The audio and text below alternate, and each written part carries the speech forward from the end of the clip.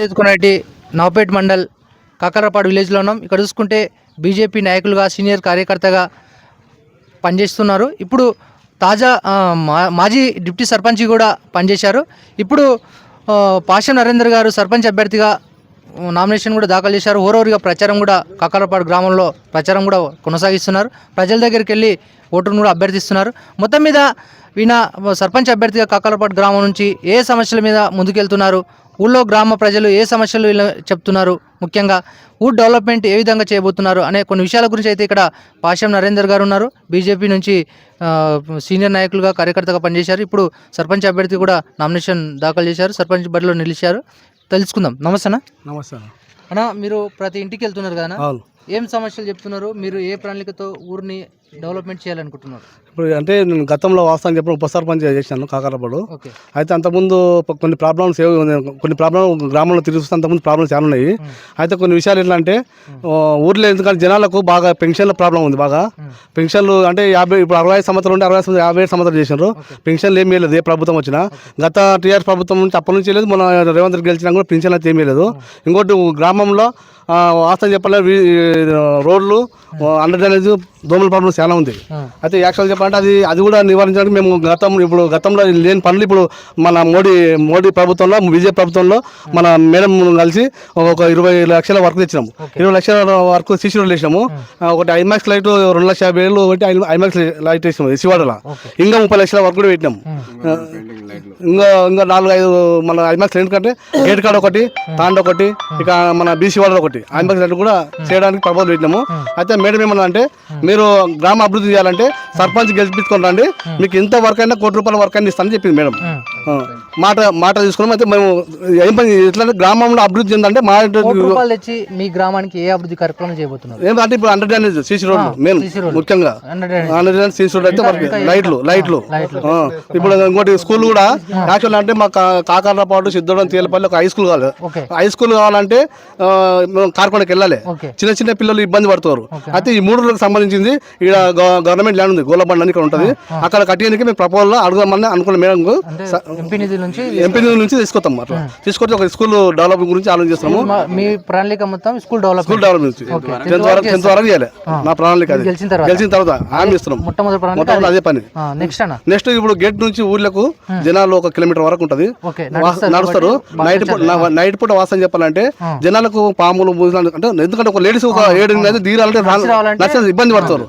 అయితే ఆ నుంచి వరకు లైట్ లేపుతామని ఒకటి సెకండ్ ప్రణాళిక మాది. గెలిచిన తర్వాత పక్కా ఎన్ని నెలల లోపల కంప్లీట్ చేస్తారు? అది ఒక 6 నెలలు టైం ఇస్తే 6 నెలలు సంవత్సరంలో ఖచ్చితంగా చేస్తాం. 1 year లోపల. ఇంకంటే కోతులు కూడా ఇబ్బంది పడుతుంది. వాసన చెప్పాలి జనాలు చాలా ఇబ్బంది భయపడతారు. ఏదో పంటలు వేస్తే ఏం చేసినా కోతులు ఇబ్బంది చాలా ఉంది. ఆ కోతులు లేకుండా చేయడానికి ఏదైనా ఒకటి ఆలోచన చేసి దాన్ని కోతులు ఊర్లు లేకుండా చేసి ఏదో ఒక అడవి ప్రాంతాల్లో ఏదో రకంగా దానిలో సేఫ్టీగా ఉంచాలని చేద్దామని అనుకున్నాం. అట్లా నెక్స్ట్ ఇప్పుడు కొన్ని ఎట్లా అంటే కొన్ని వాసన చెప్పాలంటే కొన్ని ప్రాబ్లమ్స్ అంటే ఊర్లకు ఎవరైనా ఏదైనా చేయాలంటే వాసన కొన్ని విషయాలు ఎట్లా అంటే పింఛన్ల విషయం, పింఛన్ కూడా కొన్ని ముసలోళ్ళు వీడియో పింఛన్ ఇతను పింఛన్ కానీ ఎన్నో దినాల కొలియా వాసన కాలే. వీరికి 7 సంవత్సరాలు అవుతుంది. వాళ్ళకి పింఛన్ అయితే లేవు. ఏ ప్రభుత్వం ఉన్నా చేయలేదు. వాళ్ళు అంటే పింఛన్ అంటే గవర్నమెంట్ చెప్తుంది, పింఛన్లు ఇస్తలేదు. ఇంకోటి ఏ ప్రభుత్వం ఏది ఉన్నా 3 నుంచే నిధులు రావాలి. స్టేట్ గవర్నమెంట్కి ఎక్కడి నుంచి రావాలి? 3 నుంచి రావాలి. ఏ పథకాలైనా 3 నుంచి అమలు కావాల్సిందే. అందుకొరకే మేము మోడీ ప్రభుత్వానికి ఎక్కువ మొగ్గు చూపుతున్నాం. మేము గెలిచి గ్రామాభివృద్ధికి కృషి చేయాలని కోరుతున్నాం. అన్న, మీ ఊళ్ళో పారిశుద్ధ్యం ఎట్లా ఉందన్న? ఎందుకంటే గ్రామ సర్పంచ్ అంటే ముఖ్యంగా ఊళ్ళో పారిశుద్ధ్యం అనేది ఇంపార్టెంట్. ఎట్లా ఉంది మీ ఊళ్ళో దాని గురించి? ఊళ్ళో అంటే పారిశుద్ధ్యం అంటే చాలా ఇబ్బంది ఉంది. దోమల పేరు చాలా ఉంది. చాలా ఈ మధ్యలో కొద్ది విషజ్వరాలు వచ్చి చాలా ఇబ్బంది పడు జనాలు. అయితే మెయిన్ పాయింట్ అండర్ డ్రైనేజ్ చేయాలి. అండర్ డ్రైనేజ్ సీసీ రోడ్లు వేస్తే ఆ దోమల పేరు తగ్గిపోతుంది అన్నమాట. అట్లా మెయిన్ పాయింట్ అది. ఇంకొకటి మీ ఊళ్ళో ఈ చెత్త సేకరణ కానీ, ఈ చెత్త బుట్లు కానీ, మరుగుదొడ్లు కానీ, వాటర్ ఇంటికి ట్యాప్ కానీ అన్నీ ఉన్నాయా? ఉన్నాయి. వాటర్ ఉంది. కాకపోతే ఒక్కొక్కసారి ప్రాబ్లం అవుతుంది. వాటర్ మిషన్ పెడితే వాటర్ అయినా కొద్దిగా పర్వాలేదు. నేను గతంలో ఉప సర్పంచ్ ఉన్నప్పుడు ట్యాంకర్లు కొట్టి మేము సర్పంచ్ చేసిన కాలం ఉన్నాయి అప్పట్లో. ఇప్పుడు మీరు సర్పంచ్ అయిన తర్వాత ఇంటింటికి నల్లేయడం కానీ, బాత్రూమ్ లేని ఇంటికి బాత్రూమ్లు కట్టడం కానీ అట్లాంటివి ఏమేమి చేయబోతున్నారు? ఇంటింటికి నల్ల పక్క ఇంట్లకు నల్ల లేని ఇంట్లకు ఖచ్చితంగా ఇంటింటికి నల్ల సదుపాయం కల్పిస్తాము. బాత్రూమ్ లేని కూడా బాత్రూమ్ కూడా ఖచ్చితంగా కల్పిస్తాము. ఎందుకంటే బాత్రూమ్లకు అప్పుడు బయటకు కొట్టేవాళ్ళు జనాలు. ఇప్పుడు కొద్దిగా మారింది, కాలం మారింది. కాకపోతే బాత్రూమ్ కట్టుకున్నారు కొందరు, మేము ఉప సర్పంచ్ కట్టించాం నేను కూడా. ఇప్పుడు కొద్దిగా ప్రాబ్లం సాల్వ్ అయింది. ఇంకెక్కడైనా ఉంటే కూడా దాన్ని పూర్తిగా కవర్ చేస్తాం. అన్న ఇప్పుడు గ్రామ ప్రజలకు విద్య అయితే హై స్కూల్ వరకు చేస్తాం, దాన్ని డెవలప్మెంట్ చేస్తామన్నారు. ఇప్పుడు ప్రజలకు కూడా విద్యతో పాటు వైద్యం కూడా అవసరం. మీరు వైద్యం పట్ల ఏం చేయబోతున్నారు? వైద్యం అంటే ఇప్పుడు ఆశా వర్కర్కి ఒక బిల్డింగ్ లేదు వాస్తవం చెప్పాలంటే. చిన్న బిల్డింగ్ అయినా కట్టిద్దామని మేము ఆలోచన చేస్తున్నాము. ఎందుకంటే ఇక్కడ రుద్రవరం వెళ్ళాలి, లేదా నవపేట వెళ్ళాలి, ఇక్కడ మామూలు వెళ్ళాలి. ఒక చిన్న ఆశా వర్కర్ ఒక భవనం కట్టిస్తే ఇక్కడనే నర్సులు వాళ్ళకి ఉండడానికి ఏర్పాటు చేద్దామని అనుకున్నాం. ఎందుకంటే ఏం లేవు, ఎమర్జెన్సీ వైద్యం చేయడానికి ఒక హాల్ కట్టిస్తే, చిన్న రూమ్ లా కట్టించి వాళ్ళకి ప్లేస్ లేదు. ప్లేస్ కూడా మేమతో మాట్లాడి ఆ ప్లేస్ తీసుకొచ్చి ఏర్పాటు చేసి ఒక చిన్న బిల్డింగ్ కట్టిద్దామని ఆలోచన చేస్తున్నాం. అట్లా అన్న యువకులకు ఏం చేయబోతున్నారు? ముఖ్యంగా చదువుకునే యువకులకు కానీ ఇక్కడ ఉన్నటువంటి యూత్కి ఏం చేయబోతున్నారు? యూత్కి ఎందుకంటే ఎడ్యుకేషన్ పరంగా వాళ్ళకు కొందరు చాలా ఎందుకు బీద పరిస్థితులు కొద్దిగా నడుస్తలేదు.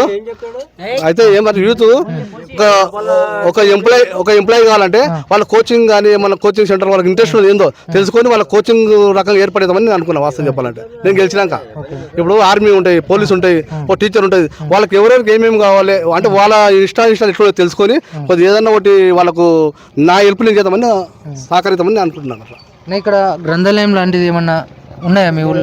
యాక్చువల్ చెప్పాలంటే తన గ్రామ పంచాయతీ లేదు. అంటే డ్వాక్రా మహిళా గ్రామ పంచాయతీలో మేము మరి ఎట్లా అది ఏమన్నా ఆ బిల్డింగ్ చేయడానికి నేను 100% నేను ఆ బిల్డింగ్ నేను పక్కా చేయడానికి ఉన్నాను.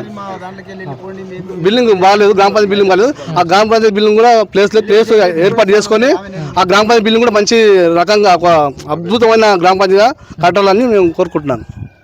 వెంకటేష్ గారు ఉన్నారు, వార్డ్ మెంబర్, 2nd వార్డ్కి. వారినాడు కూడా తెలుసుకుందాం. నమస్తేనా? నమస్కారం అండి.